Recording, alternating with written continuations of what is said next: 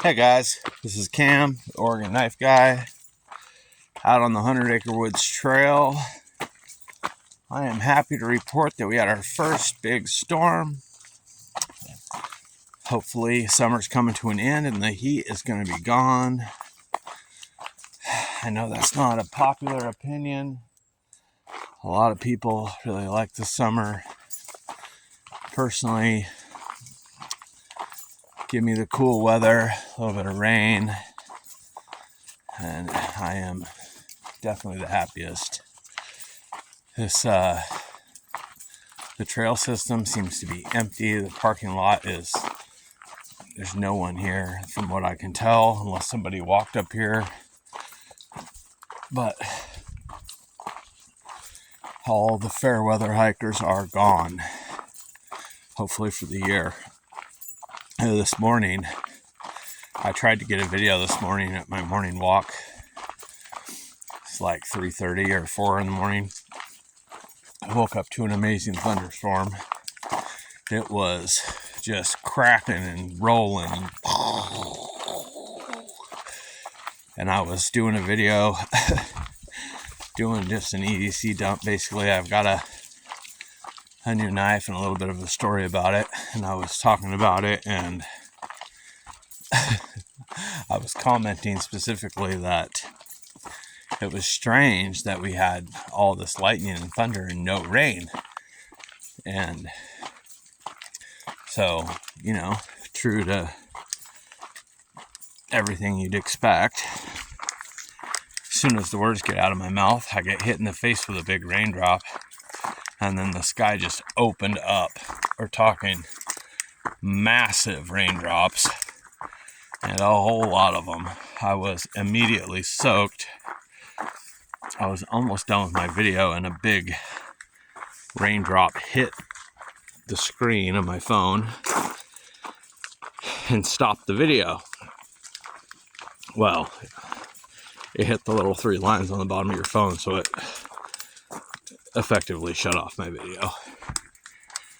And then I tried to redo it 3 times. Well, I tried 3 times total, and it just never did work. Kept getting hit by rain, kept doing its own thing. It was like my phone had a mind of its own. It just wasn't in the cards. So I'm going to do a quick one right now. I'm going to just show off a couple at a time, hopefully. I got a lot of case knives. I got some GECs. I've got my typical Whittlers, and I've got some Spydercos, and then all my fixed blades. So in my front right pocket, got the case, Tony Bow's Swayback Gent, and I think it's a medium Stockman. It's one of the square bolstered Stockmans. It's not as big as the medium Stockman, but it's bigger than what they call their small Stockman, so I'm not sure. Maybe it's the small Stockman and not a tiny Stockman. I don't know.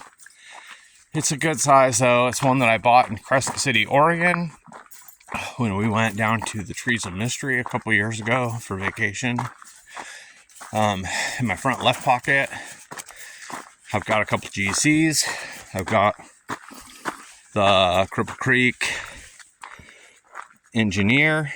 It's the GEC 32 pattern in a buffalo leather slip. That buffalo leather is so soft and supple. It's a fantastic piece of leather. I also have the 29 Stockyard Whittler. True to its word. It's nice, amazing whittling knife. The geometry on it is fantastic. Okay, back pocket. Back left pocket specifically. It is a Tony Bow Sow Belly. This is I think it's the antique smooth bone.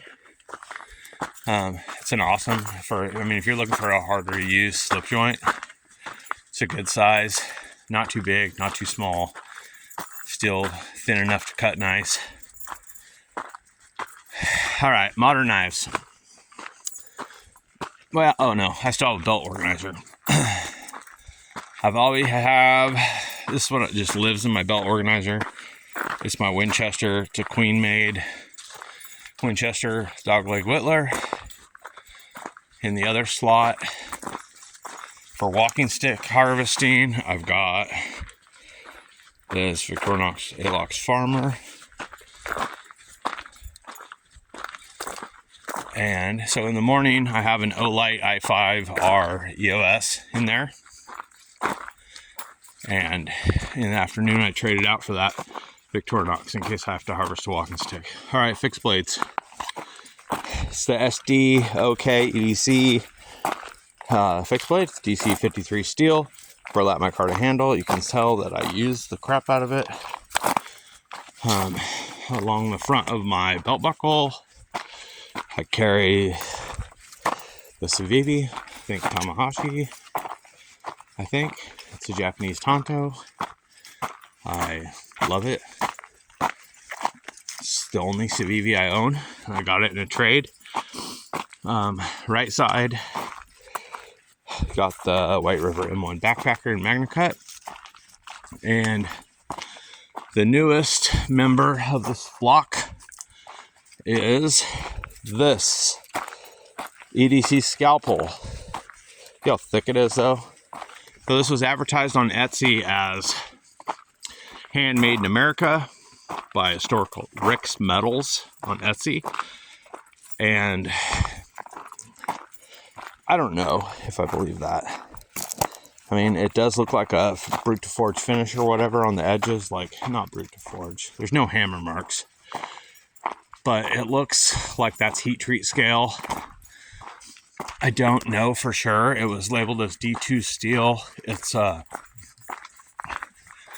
but it's just the fit and finish on it is definitely not the best. So I like this, like, I don't know what you call that, where they go in and out on each side. I know there's a name for that pattern. There, I gotta spin. The dog's tied me up.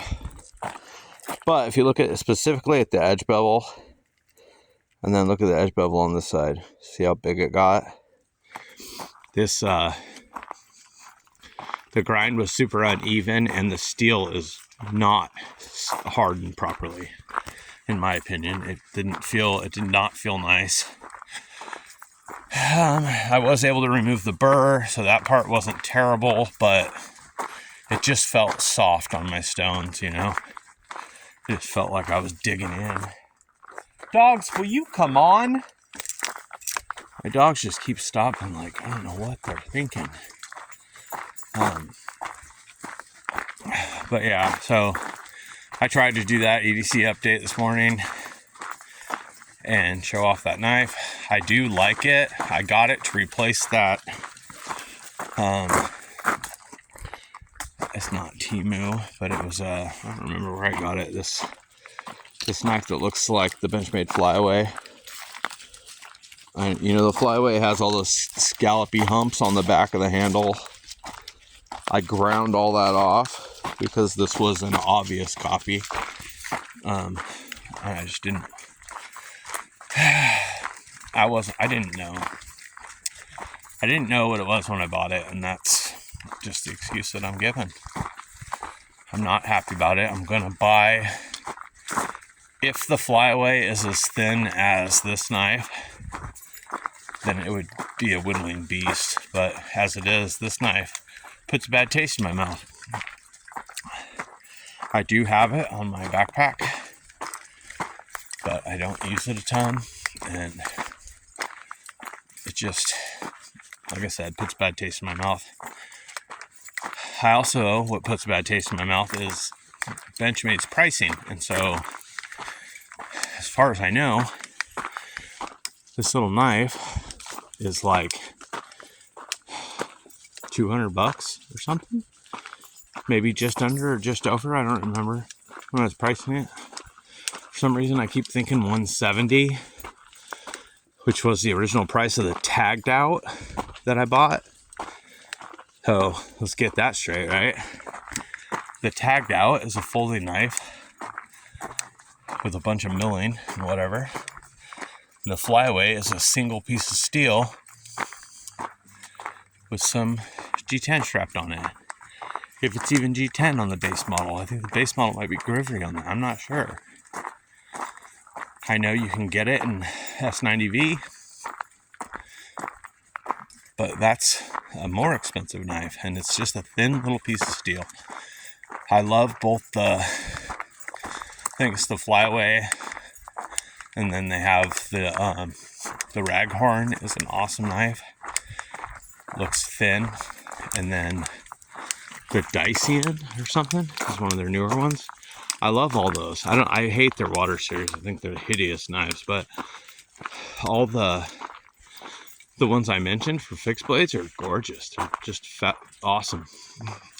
I want all of them, but I don't want to pay almost $300 for a piece of steel that's made like 2 hours away from my house when it's got very minimal machine time and material cost and all that. And what's up with benchmade adding? I know this. I didn't mean to just shit on benchmade video, but I have a lot of benchmade knives. I do like benchmade. I like their quality. I like a lot of their patterns. I just like a lot of their stuff, a lot of their designs. But what I don't like is that they decided that they're going to add an extra $100 for everything with a Magna Cut blade. As far as I know, Magna Cut isn't crazy expensive steel, is it? People are putting it all on everything. Like, you can get a Defiant 7 button lock. It's a Les George and Chad Nichols company collaboration with a Magna Cut blade made and heat treated in like Mississippi or Missouri or one of those states, all made in America. Button lock, aluminum handle for like $260. I mean, come on, people. Some of these companies need to step up and take notice. If Les George and Chad Nichols are able to put out that knife for that price and have people make it in America in their own shop, then everyone else can too. I mean, Benchmade has lost their freaking mind. They're turning into James Brand.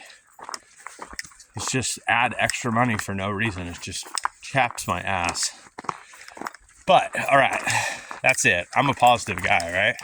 We are not going to, I'm not going to do this any longer. So, I'm Cam, the Oregon knife guy.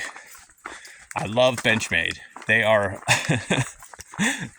they are a local knife company to me, and they do make good quality stuff. But Kershaw's killing them, so here I am, Team Kershaw. I'm Cam, the Oregon knife guy. There's Odin, and there's Cyrus, and we are out.